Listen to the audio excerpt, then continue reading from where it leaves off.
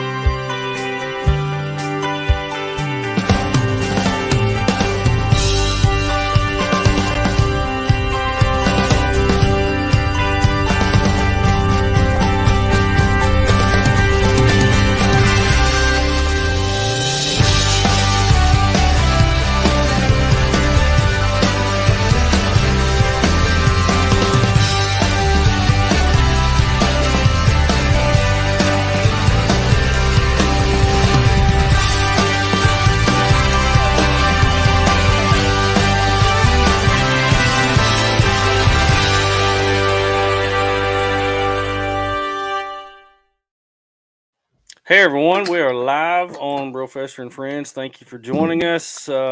Nick and I are here by the skin of our teeth. We just came in here on two wheels, so we are winging it, and so we didn't get to talk at all before the show. But hey, that's the way I like it. Just off the cuff, off the cuff. How are you doing today, Nick? Thanks for joining us.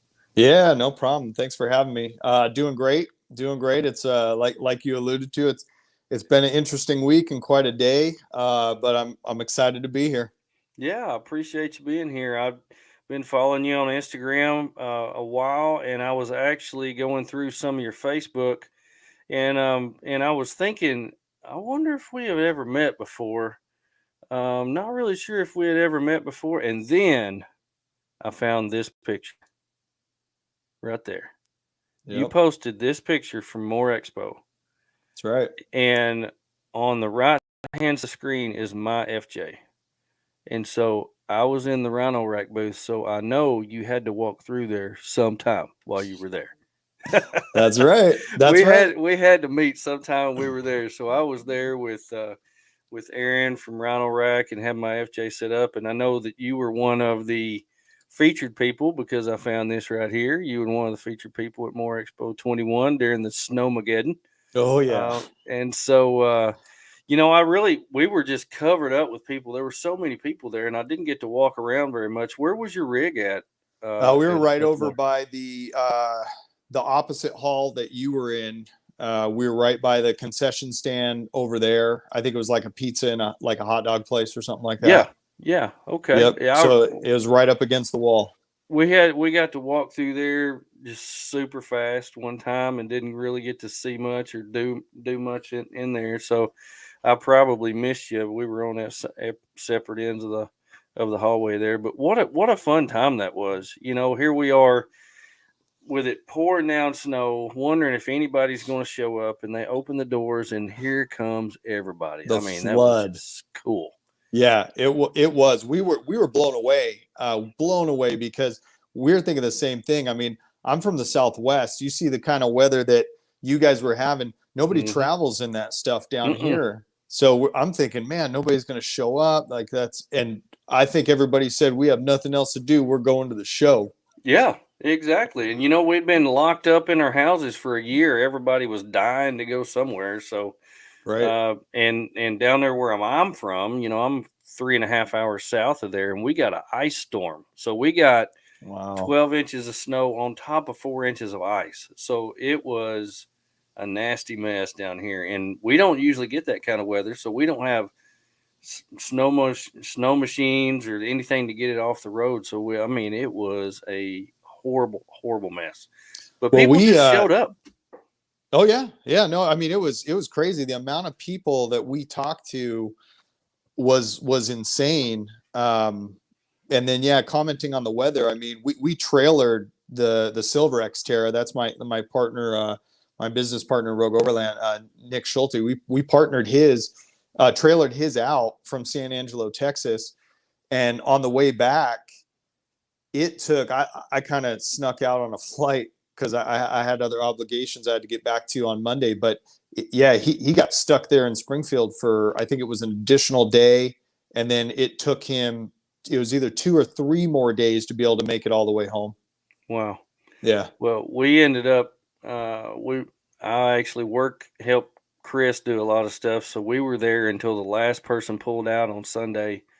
And by that time, we were just like, I think we're going to camp out here for a few days. And we ended up spending 5 more days in Springfield. Really? My work was shut down. My wife's work was shut down. So we really didn't have any reason to get back home. Yeah. And so Aaron for Artemis put us up in his basement, and we stayed down there. We stayed down there and just camped out with him for 5 days. I had to lock my hubs in to go down to the local grocery store to get us some food to cook. But we had a good time with them, and I appreciate them doing that. But man, you talk about memories, such good memories of that time, because it was just something that I never even dreamed. Well, on the way up there, I thought nobody's going to be there. Yeah. You know, all these, the vendors aren't going to even show up. And then Friday morning came and vendors just came in from everywhere. It was so cool to see how it all came together. Yeah. And I think, like you said, memories, it's stuff like that. Like I have a memory of a time that we ran Holcomb Creek in John Bull, Holcomb Creek in Big Bear, California. And it had rained. It was raining on us so bad. It started raining on us on the trail that it took us, I mean, twice as long easily as it should have taken us to get through that trail. And just some of the trials and tribulations along the way, they make for the best memories. And so I think as to what you were saying, like the Snowmageddon thing, it's everybody that was there can kind of relate to that experience. And there's sort of like a bond that's built just from that, you know? You're right. You're right. Well, I do appreciate you being here. I know you've got a busy schedule, and I want to get into a little bit more and introduce people. And even I want to know a little bit more about you. Before we do that, let's pause for station identification, if I can find it right. Hey guys, it's Porker from Autotronics. Adam, it's Step 22 Gear. Jordan from NSM Overland. Hi, I'm Jeremiah from Overland Pioneers. Frankie from Overland Rentals. Jessica and Jorge, Rubric Wonder. Hi, this is Jeff from Re-Rover. Hi, I'm Jeff from Re-Rover, and we're here with I believe I can fly. I'm Rhino from Rhino Belt Rod and Custom. I'm Aaron with Switchback Outdoor Safety. And you're watching BROfessor and Friends. BROfessor and Friends. BROfessor. BROfessor and Friends. BROfessor. BROfessor. BROfessor. BROfessor. BROfessor and Friends. BROfessor and Friends. And Friends. Enjoy.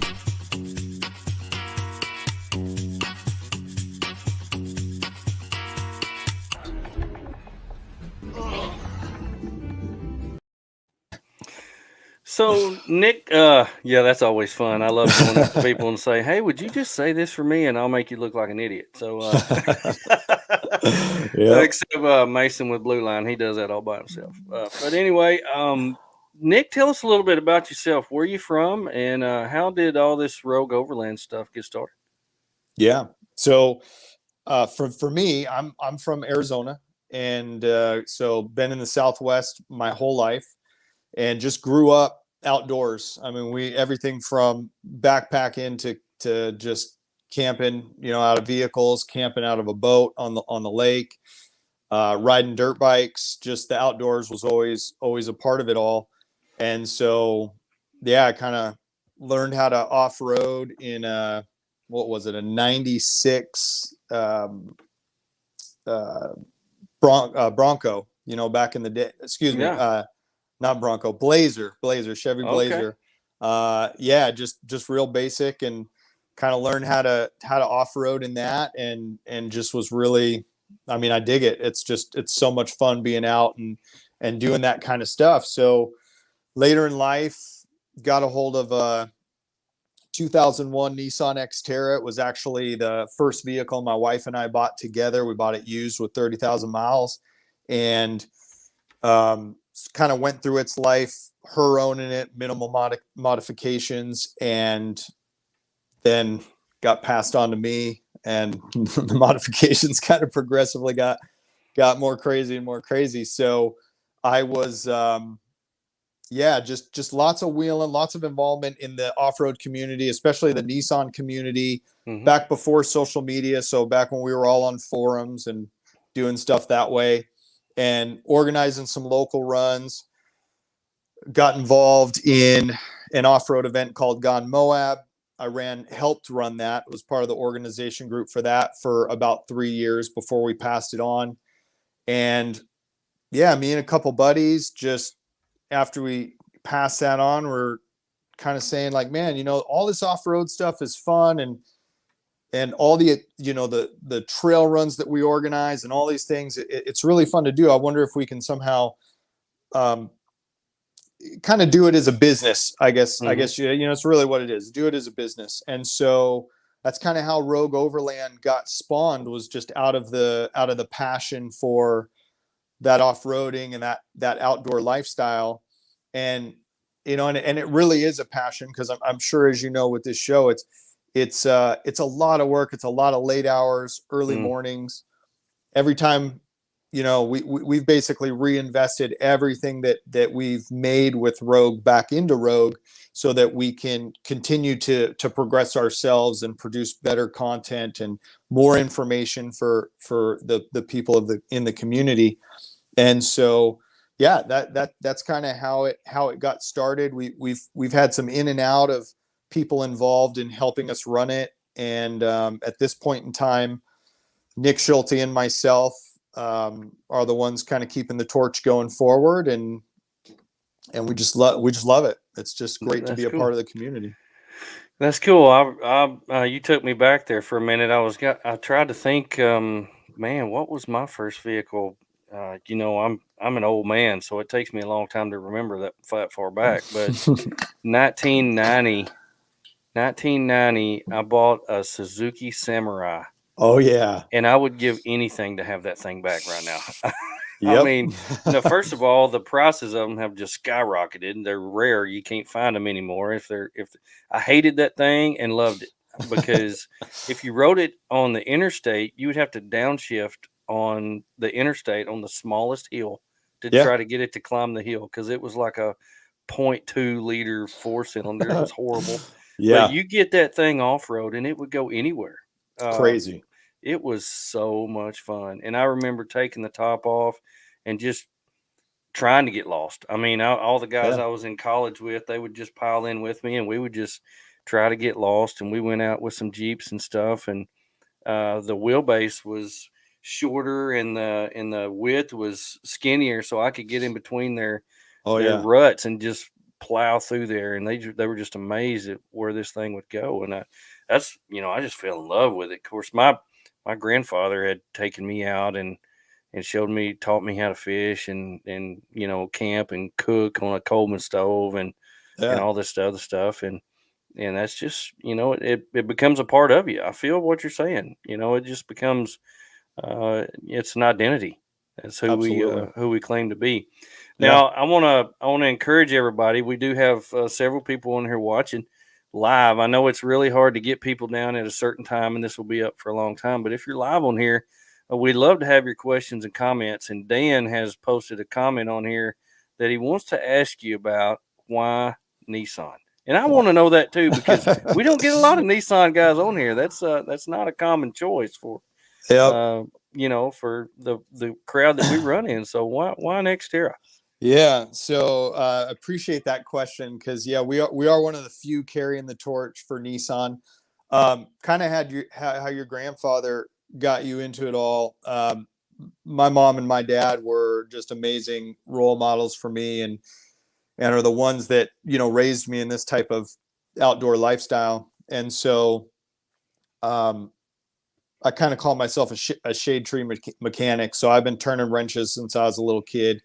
And I had my first car ever was a 78 Datsun 280Z. Oh, wow. Yeah. Oh, wow. That was a dream car back then. Oh, amazing. I found it in the back of a dealership, a used car dealer. It was out in the back. The rings were torched. I mean, it was blowing oil like crazy. And I picked that bad boy up for $400, believe it or not. Wow. Yeah. And so my dad and I, we restored it, rebuilt the engine, went through the suspension, everything. And so yeah, my first car being a Datsun, I kind of was that way anyway. I mean, I love Z cars. I have a project that I'm working on right now, another a 240, and but the reason why off-road we ended up down that direction was, I'm sure a lot of you can relate. You don't have a lot of money when you're younger, and Yeah. and so my wife was looking for a vehicle. She really wanted a 4Runner. Well, the price difference between an equally equipped 4Runner and a Nissan Xterra is significant, or at least at the time was Very significantly different. significant. Yeah. And so we looked and we couldn't find one in our price range that would work. And so I said to her, hey, you know, like, check out the Nissan Xterra. Like, we can get the same thing for less money. And yeah, she looked at it, she found one, she liked it. And so that's why Nissans. I'm kind of deep in Nissan from the get-go, and then just because of our finances, she ended up looking towards the Nissan, and there it was.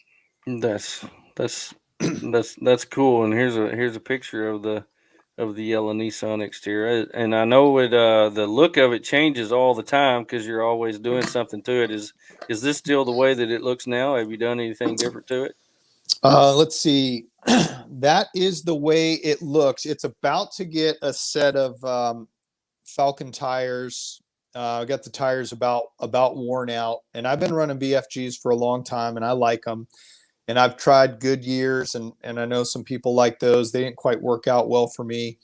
And we were on Overland Adventure with Four Wheeler Magazine a little while back, and Falcon was there, and we were talking with them a little about their tires. And so yeah, we're gonna give a set of those a go and see how they go. But besides that, nope, it's got still run the same CVT 10 on top, and Yeah. pretty much the same as it is. It's about close to being done. I mean, that thing's progressed over, I think it's 10 years or something like that. Or Yeah. is it 20? Geez, yeah. So time flies, you know? It does. So besides some tent swaps and a little bit that I want to do with organization in the back, it's staying pretty much where it's at. It does everything I need it to do. Well, if you get on to Rogue Overland on Facebook and go through their photos, you will see that you have taken that thing just about anywhere it could possibly go. I'm impressed with the no Thank you. holes barred approach that you have with that thing. It's almost like, don't tell me I can't go down this trail because I'll go down this trail type of thing. Yeah. It's you've been to some pretty amazing places with that thing. Yeah, we you know, we think everybody should get out the way that they want to get out. There's no right way to be out. If you're out enjoying what you like to do, that's where it's at. But we pride ourselves on the fact that we do come from a rock crawling pedigree. And so, yeah, we love to overland. Don't get me wrong. I mean, a nice fire road to a great place is fantastic. But we also, we pride ourselves on the fact that, you know what, we're going to run Rubicon with a rooftop 10 on top, and we're going to go, if we want to go run John Bull, then we're going to go run John Bull. And so that's just the way that we like to get out, and we can get away from people that way. I like people, but I don't like being around people when I'm out. Amen, brother. Amen. Yeah. So you know, it works for us. So yeah, we like to push it a little bit. Gosh, I mean, you're preaching point 1, 2, 3 of Sunday morning sermon right there. In fact, my boss asked me every time on Monday. She said, "How come every time you get back to work and you post where you've been this weekend, the best thing about it was that there was nobody else out there?" I said, "That's the best thing about it. I mean, I go with the people that I like, and I don't want to see anybody else. I work with people every day. That's what I do. I try to get away from the dealing with the public. So it's it's just one of the things that we do. And I look through. Well, you get so many good pictures on there. The photography is great, but seeing it in the in its natural habitat, as we would say in the off-roading world. It's funny when we take our FJ out, my wife says, she's happy today. She's not sitting in the driveway because this is where she's supposed to be. It's where she wants to go. I also noticed it wasn't very long ago.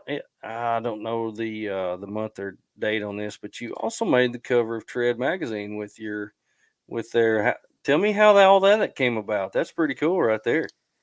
Yeah, yeah. And let me say before I move on to that, your FJ is awesome. I did get some time to walk around that booth Oh, like thank you. in the evening. Yeah, it's a very nice FJ. So nicely done on that. And of Appreciate course that. the FJs are pretty rare as well. So Yeah. um, but yeah. So one of the other things that a lot of people maybe aren't super aware of, because for as much as I'm comfortable having myself out there, I don't put my kids out there on social media, is we excuse me, we get out with kids actually very often. I have 3 kids, or my wife and I have 3 kids, Hmm. and I organize about 4 to 5 times a year what we like to call kids trips. And we'll go on an overland trip just like our Rogue Overland expedition trips, except we don't video it, we don't publicize it, we don't charge people for it, and we go out with families that have kids. So we'll be out and we'll have, I mean, sometimes up to 18, 20. Like when we did Mojave Road a couple years back, we had 18 kids out with us on Mojave Wow. Road. Yeah, Goodness. over I think it was 10 rigs. And so yeah, so the way that article came about is we had um I had been in talks with the editor there, and we were talking. I said, I've got an idea. Not many people get out with kids necessarily in in the limelight, if you will. I know a lot of people get out with kids, but I said, what about we do an article about getting out with kids and some of the pros and cons, or tips and tricks type deal. And her and I bounced some ideas off each other. And yeah, between myself and Mike, who has the it's hashtag little black Toyota. It's the black Forerunner that's in our corral. Yeah, Mike and I, we wrote an article and came up with some photos, and they liked it. And then it's funny, that was just a quick snap, not even like what I would have considered like a really well thought out photo, but a quick snap when my son and I were coming back from Mountain Rendezvous, American Adventurous Mountain Rendezvous. And yeah, they liked it a lot. And she said, hey, can we use this one for the cover? And I said, absolutely not. No, I said, yes. I said, if that's the one you want for the cover, that sounds great to us. And my son was super excited. And so it was a very cool experience. That is unbelievable cool. And that's a chance of a lifetime, because I mean, how often do you get a cover? I mean, I've wrote several articles for magazines, but to get a picture on the cover, that's frameable. It's Yeah. something that you'll just remember forever, and your son will too. Right. But doing that with the kids, that's amazing, because you want to teach this next generation, that's coming up. You want to make sure that their trails are open and they have places to go, and they know what to do. So that's very commendable to you to get your kids out there. I had Legacy Outdoor Family Adventures over on last week. They got 6 kids, and her sister has 7 kids. Wow. And they were telling me about when they came over and stayed with them for Christmas, and I was like, man, that makes my stomach hurt just thinking about it. 13 kids under the age of 10 running around. Yep, that's right. Crazy. That's That crazy. But those kid trips, that's neat. Something very cool to focus on. I know Mountain State Overland does that too. They do the kid trips and try to teach the next generation. I think that is something that is very commendable to you. Thank you for doing that. Yeah, and it is Brandon's important. on here. Brandon lives down the road from me, and I told him last night that you were going to be on, that you had an Xterra. He has an Xterra as well, and he's also got a 300Z that he's working on. So how cool that both of y'all are doing that. Yeah. He just went through I think he said, and I don't know anything about Nissans because I've got Toyotas, but he said you have is yours a Gen 1 Xterra? Yeah, mine's a Gen 1. Okay, he said his is Gen 2. He just went through the whole Titan swap thing, and yeah, I spent a whole lot of nights over there. It was an ordeal. I mean, it was an ordeal. But he's double lock now, and absolutely that thing is a beast. It is a beast. He loves it. So He loves the Nissan community. I thought that would be cool for him to come on here with you. Well, thanks for being on. Yeah, I've seen his X, and yeah, it is the Titan swap. If I had a second gen, oh my gosh, the Titan swap's a no-brainer because it's like an OEM long travel kit. Right. I mean, they're so capable, and then you lock the front up, and it's over. Yeah. Yeah, they're so good. Amazing.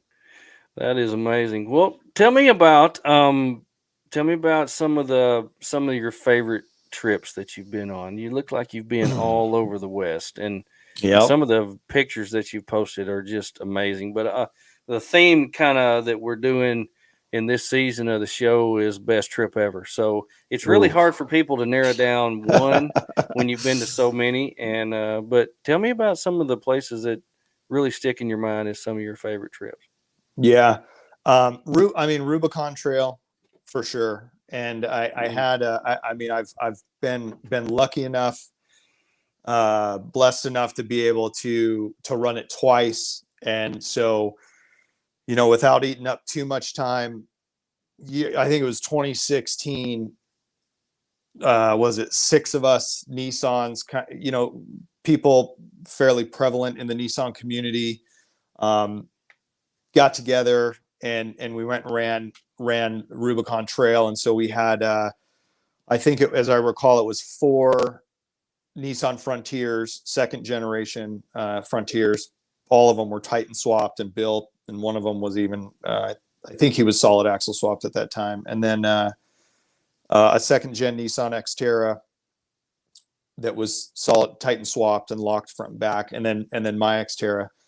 And so that was just a really cool experience because you're able to bond with people from the community that you see now and again. We see them at Moab and each other, but to go and to tackle a trail like that, the first time any of us had run it was just an amazing experience. And the timeline we gave wasn't quite long enough. So another one of those things that we were talking about where when something's a little more difficult than you expect it to be, it just sticks in your head. And I mean, we ran through Big Sluice like at 10 o'clock at night by the light of the LEDs. And I mean, it's just pitch black everywhere. And all we have is just the rock lights and what the LEDs are lighting up. And we got into camp super late. I mean, it just all kind of, our timeline went way sideways.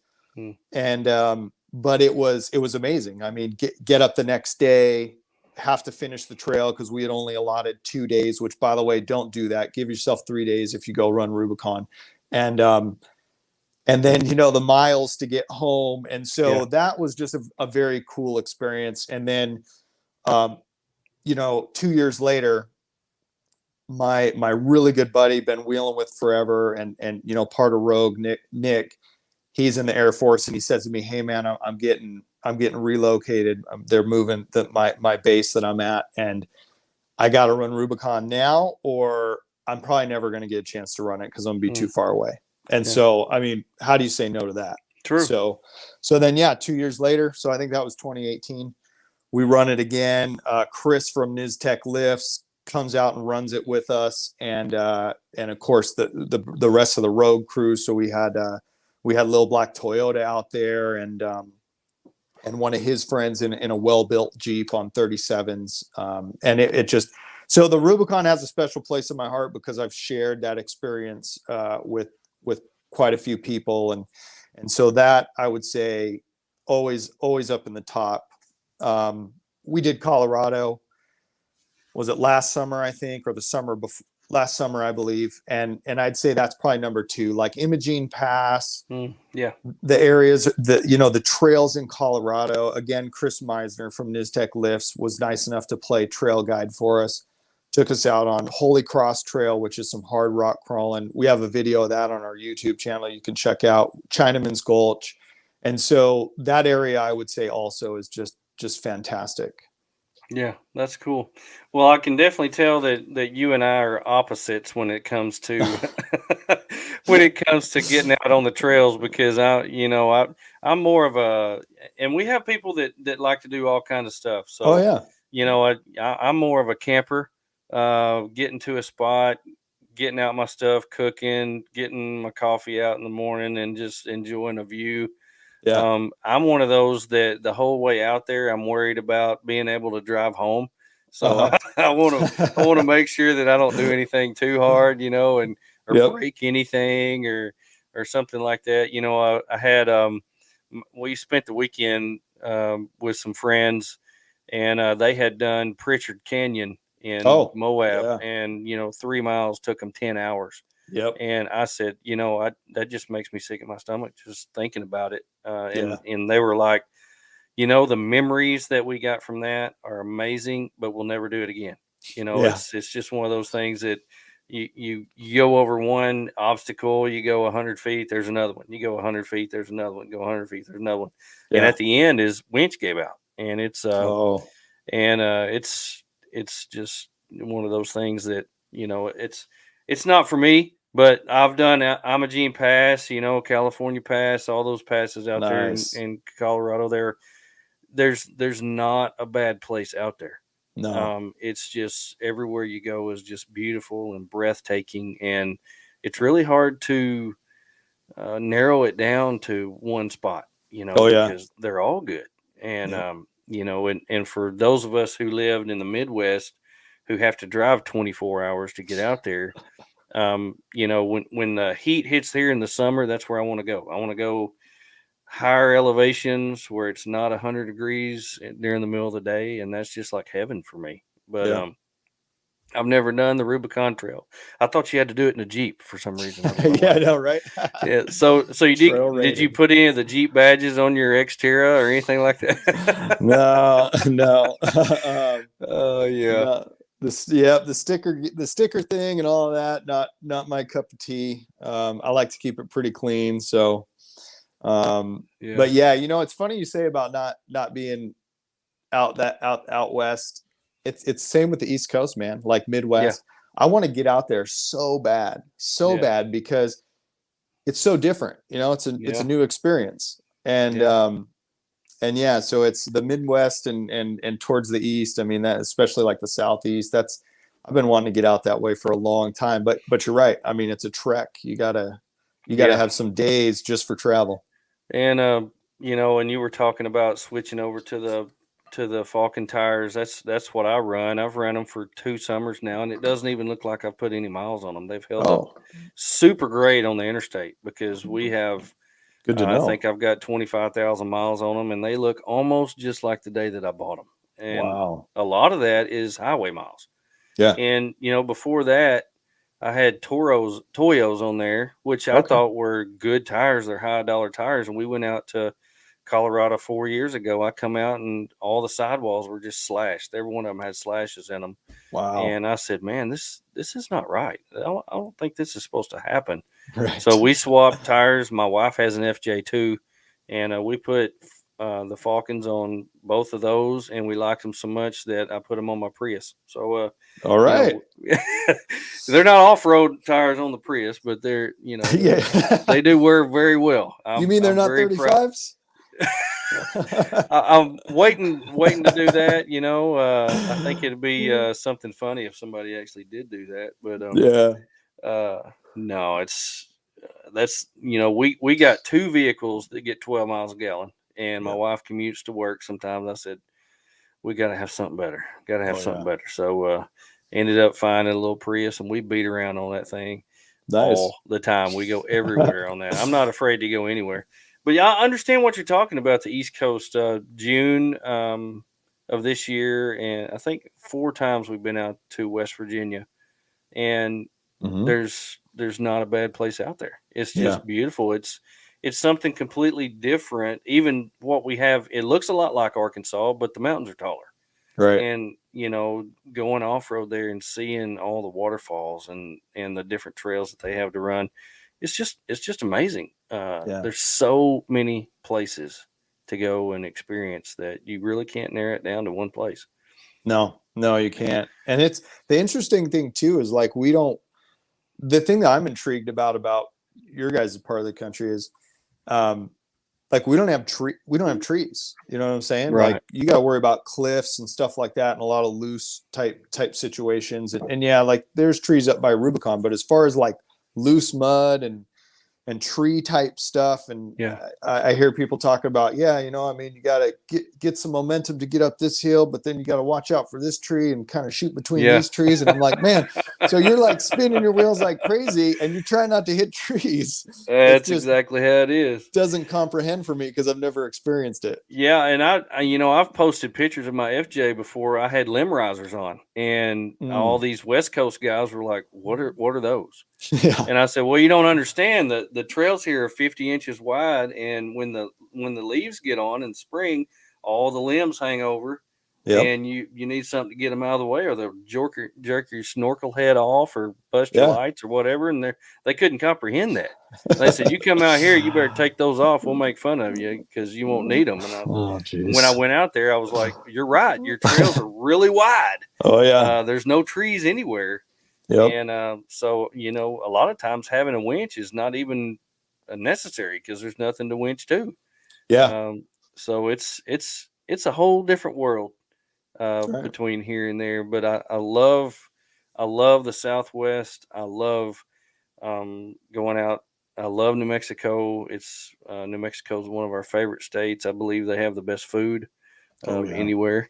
And so we go out there. We went to the International Balloon Festival out there and did some neat stuff. Okay, I want to go to that. We've been talking about it. How was it?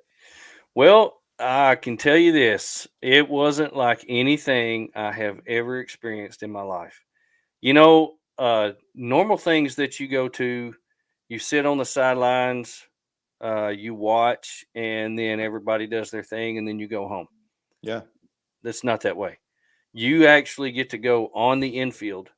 You get to stand there, and they will come up to you and say, hey, will you hold this balloon while we air it up? They got my wife to sit in the basket for the glow to hold it down. Wow. And then the next morning, they said, hey, will you be here tomorrow morning? We'll need some help. And I'm like, really? And yeah. So we went out the next morning. We got there. Yeah, everything starts real early because they have to do everything before noon because that's when the winds start up. So right when the sun comes up, they're blowing stuff up and getting the balloons up. And every day was a different day. They had a race one day. They had a pond set up on the infield with a boat in the middle of this pond, and they would have to go off site and launch their balloon and then make it go over the infield, go over this pond and drop a bean bag in the boat. And I thought, how in the world are you doing this? Yeah. And so we got to learn about that. They blew it up, and then the winds came up and blew all the balloons into the center of Albuquerque. And they're like, jump in the truck. We got to go catch this balloon. So we jump in the back of this pickup truck, and we're off chasing balloons. We got to catch Jesus, the big Jesus coming down. Wow. We got to catch several balloons and pack them up. It was the neatest experience. Here, hold my beer while I catch this balloon. Yeah. I mean, I had no idea what I was doing. And the first time we had ever been there, but the only thing we did not get to do was actually go up in one. And really? They said, come back next year because everybody books them ahead of time, and they already had people and they can only take one or two people up. Yeah. And they said, come back next year and we'll definitely get you up because you helped us so much and all this. But it was such a neat experience because you're right there among everything. Yeah. And it was super, super neat. I would love to do it again. It was so neat. Yeah, that sounds awesome. Yeah, it's a very, very neat experience. My wife loved it. She's always been infatuated with hot air balloons. And we had been out there a few times visiting friends and sitting out on the back porch in the morning drinking coffee, and you hear that and one flies right over the house they were sitting at. But at the festival, there's hundreds of them. They just fill the air. And everywhere you look, it's just a sea of hot air balloons. It's neat. That's really cool. Really neat. So I would highly recommend it. Highly recommend it. And you're not that far away. So definitely. Yeah, that's good to know. Yeah, definitely. So will you be back to more in April next year? Do you know if you're going to be able to make it? We haven't gotten that far ahead. We've finally, COVID slows stuff down, and I mean, how everybody knows how all that's going. And then with Nick being in the military, sometimes it's very much, it just depends on if they shut down their travel or not. We would like to, and we intend to, with the schedule that we have, our Rogue Overland expedition, our annual expedition trip is, I think it's the weekend of the 25th and of February. And we're going to be going to Big Bend, National Park. Yeah. Out in Texas. And so we'll be, that's on my list. That's Yeah, on my list. In yeah. fact, we're going to try to go there over Thanksgiving. And nice. I know you can't go there in the summer because you'll melt all the tires off your vehicle. It's so hot down there. So everybody said you have to go between like October and March. So we're going to try to work it in. Nice. Big Well, Bend. if it doesn't work, come join us on our trip. We'll save a spot for you. But yeah, so we'll be releasing signups for that in another couple months. But yeah, so with that being locked down for February, April looks pretty good for us. So there is a high probability. We just haven't gotten quite that far out in setting the schedule up. I understand. Well, for those of you who have never been or do not know what More Expo is, it's the largest indoor expo, overlanding and off-road expo in the Midwest. This will be the third year it has happened.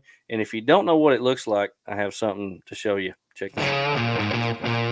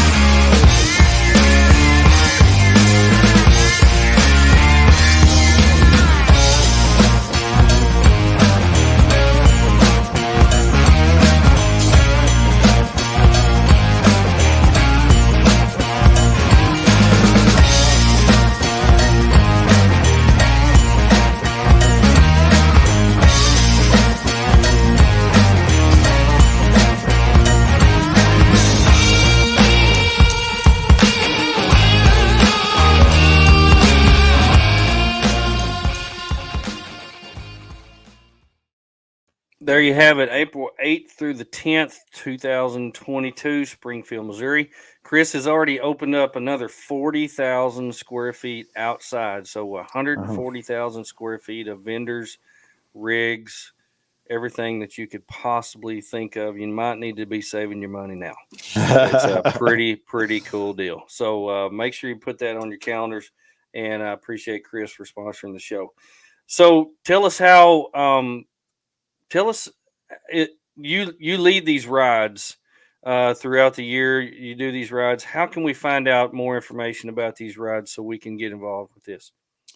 So we keep it pretty. It's kind of you have to keep an eye on the social media type deal. So as far as our official expedition trips, they fill up really fast. Most of the time, it's going to fill up in about 12 to 48 hours. We only allow 20 slots. And so what we do is we will put a post out on social media, similar to how the American Adventurist does with their signups for their events. We'll put a post out on social media, and that post will let people know well in advance the day that we're going to release signups. And then kind of the little fun part of it all is you just don't know when that day it'll go live. So we'll put a couple posts out leading up to it. So let's just say like February 10th, signup's going to go live, right? There'll be some posts in the weeks leading up to that. And then we will basically, the day of February 10th, it'll get posted on all our pages. So Facebook, Instagram, and then the sign up is on our website. So rogueoverland.com. And basically it's like an online deal. You go in, you can grab a slot, and when the 20 slots are gone, the 20 slots are gone. Now we do keep a keep a list of people who would like to make it if somebody cancels, because there's usually, with stuff like that, there's usually about a 10% to 15% cancellation. Life gets in the way. And so you might be able to slip in, but yeah, once the slots are done, they're done. But that's how to do those. And then if you're in a certain area, like if you're interested in the kids trips that we do, we don't publicize those. Shoot me a message. I manage the social media, so shoot us a DM on at Overland on Instagram. I keep a list of anybody who's interested in meeting up with us, where they're from, and whether they have kids or not. And then when the appropriate thing makes sense, if we don't have something that we're posting on social media, we'll reach out and say, hey, these people from Portland, we're going to be up in, like we just did over the summer, we did 2 weeks in Portland, in Oregon. We basically swept all of Oregon. And I reached out to everybody that was on that list in that area saying, hey, are you interested in meeting up? We'll be coming through these days. And so you can do it that way as well. I can add you to that list and reach out if we're going to be in the area. Very cool. So, say we do get on this trip. Give us an idea about what one of these trips will look like. Yep. From start to finish. Yeah. So I'm a type A personality. So yeah, detail. Yeah, detail. And I will say this as well, like, getting 30 rigs by the time that you have participants, sponsor rigs, like we had Cascadia vehicle tents out there, we've had Goose Gear out there, and then our rigs, that's a big dragon to slay to keep something like that moving. We're not just going and parking, we're going on an overland adventure. So there'll be a rendezvous point, a Facebook page gets built. Everybody that's part of the trip is on that Facebook page. All the pertinent information is there, Facebook group. All the pertinent information is there. There's a rendezvous point.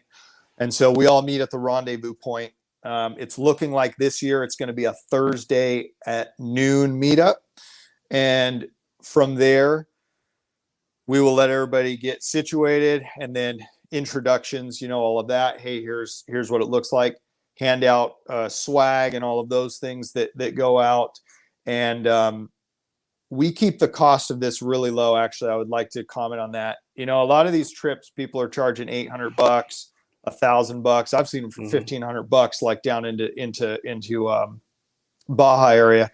Yeah. We keep it as low as we can. We got some great sponsors that help out.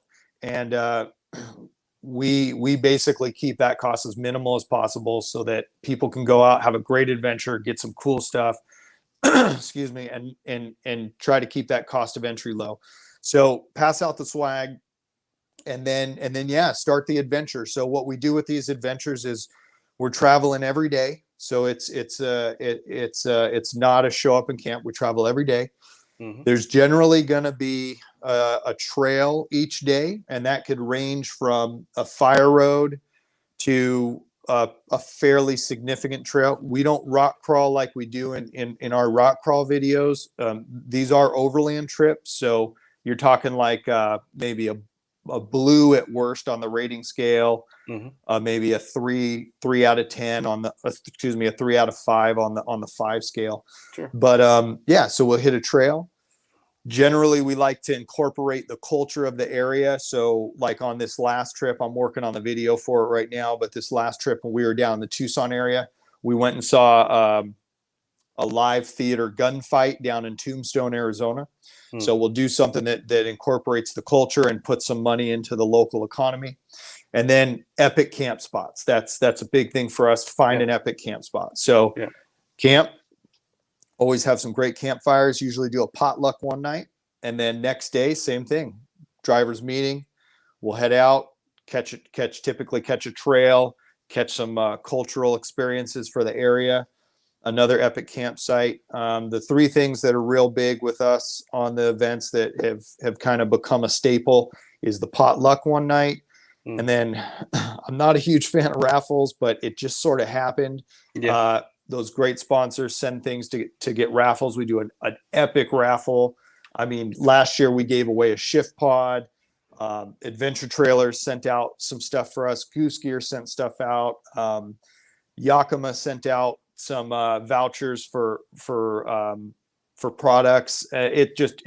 So an epic raffle, and then typically we're wrapping up by about noon. On that Sunday is usually the game plan. We used to push out into Monday, but we just found that for a lot of people's schedules it didn't work. So it's typically a Thursday to Sunday type deal. Very cool. Very cool. I love the and hey Chris, thanks for joining us. He said great to see you. Chris. Yeah. I love that kind of schedule. That's always good. The potlucks are always so memorable. Oh yeah. Times around the fire, the great campsites. I mean, it all comes together into one great memorable trip. What about and you do videos on these for everybody, take photos and do things like that, so people get cool photos of the rigs and stuff like that. Yeah. Yep. So we produce what we call an adventure video. So if you check out our YouTube channel at Rogue Overland, there's actually a video about the Moore Expo on there. So if you're wondering what it's like, you can check that out. But basically do adventure videos, trail review videos, gear review videos, and rig walk around videos. That's the staple meat and potatoes of our page. So the adventure videos are basically these type of trips. So we'll film and produce a story. You can watch it. Right. You can see what it was like from front to back. We do take photos. This year, you always get something that's Rogue Overland. So in the past, we've given away, like simple Rogue Overland shirts. We've given away Rogue Overland vacuum sealed bottles. We try to think of something that'll be useful. We've given away Molly patches. And what we did this year was we actually took a photo of someone's rig, of everybody's rig, and then had that produced into a digital image, like a cartoon type image that everyone got. So that was what everyone received this year. But we do take photos. We post those photos up. But the big thing to take away for the memory is anybody that was on it, and anybody out there can go back, watch that video on our YouTube channel and kind of relive it. That's cool. Brandon asks, has anybody ever had a catastrophic break on a trip and had to get towed home? On any of your trips?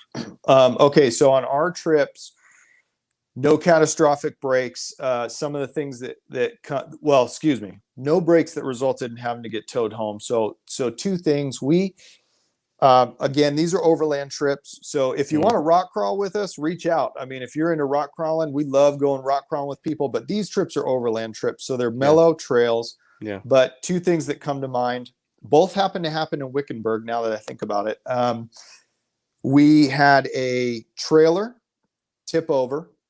So that was one scenario, kind of coming through a wash, and as the we lost him.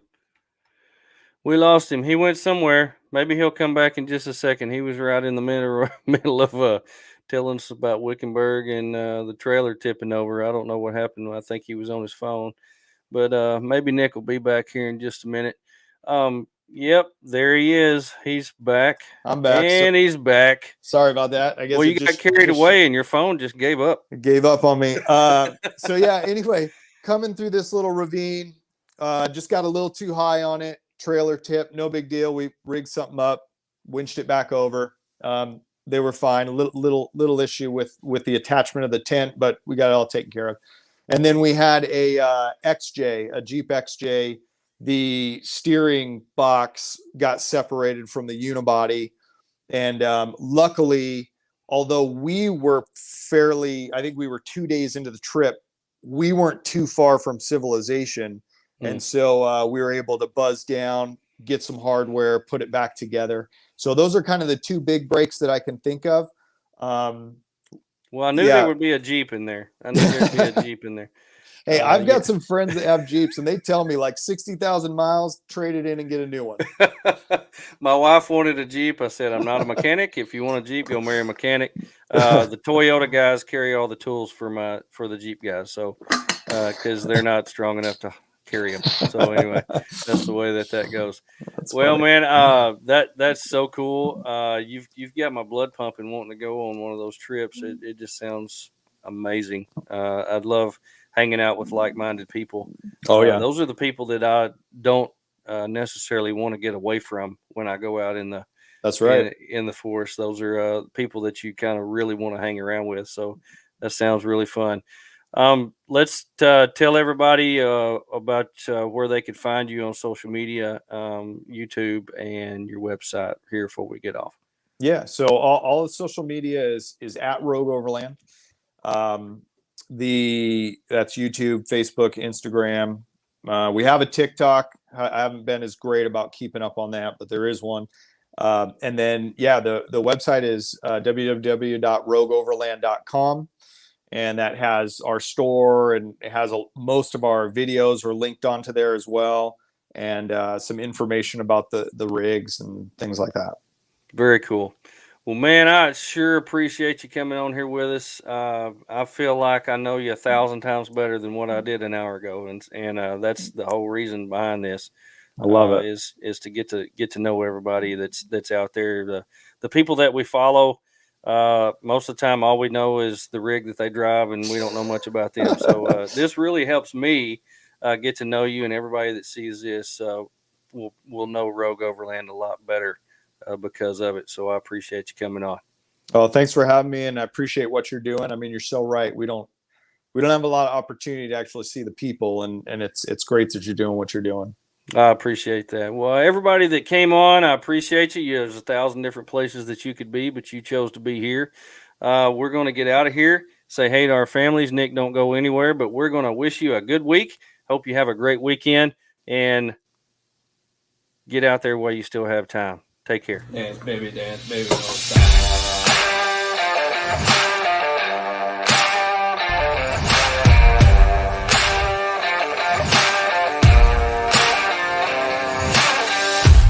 Thank you for watching BROfessor. BROfessor. BROfessor and friends. BROfessor and friends. sponsored by